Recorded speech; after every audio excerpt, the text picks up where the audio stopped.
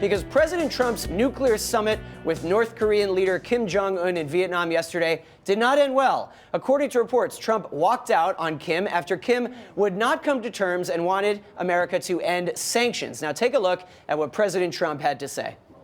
We have to have sanctions, and he wants to denuke, but he wants to just do areas that are less important than the areas that we want. We know the country very well, believe it or not. We know every inch of that country, and we have to get what we have to get.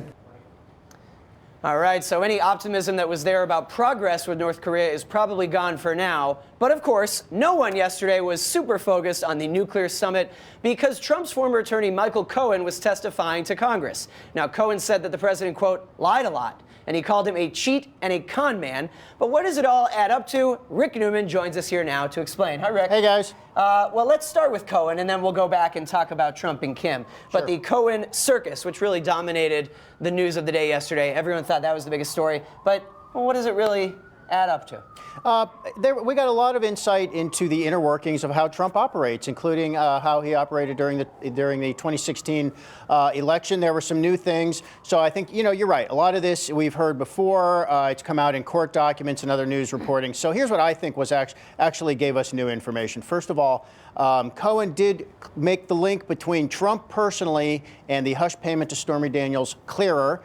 He had two checks that he said were reimbursement payments to him, copies of checks, I should say. One of those was signed by Donald Trump personally for $35,000. The other was signed by the chief financial officer of the Trump organization, whose name is Alan Weisselberg, and Donald Trump Jr. co-signed there.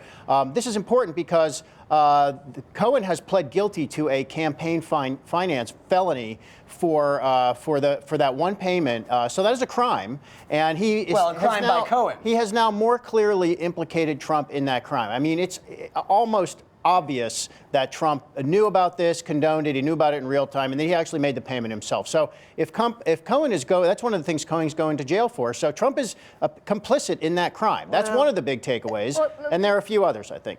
I want to see if we can kind of transition to the North Korea bit, because, the thinking was that President Trump was looking for some kind of victory because he was watching Michael Cohen overnight in Vietnam, distracted. I was a little surprised that he actually was quite frank in that press conference to say we just didn't have a deal. They wanted sanctions to be lifted before denuclearization, and we weren't going to go for that. No surprise that there was no progress, but were you a bit surprised that this was that President Trump was at least willing to come forward and say, we just didn't get a deal done? The thing that surprised me the most about this collapse of the talks in Vietnam over North Korea is that normally you would have these details would be worked out before you go to the trouble to organize a summit meeting with all the pomp and circumstance between the two leaders.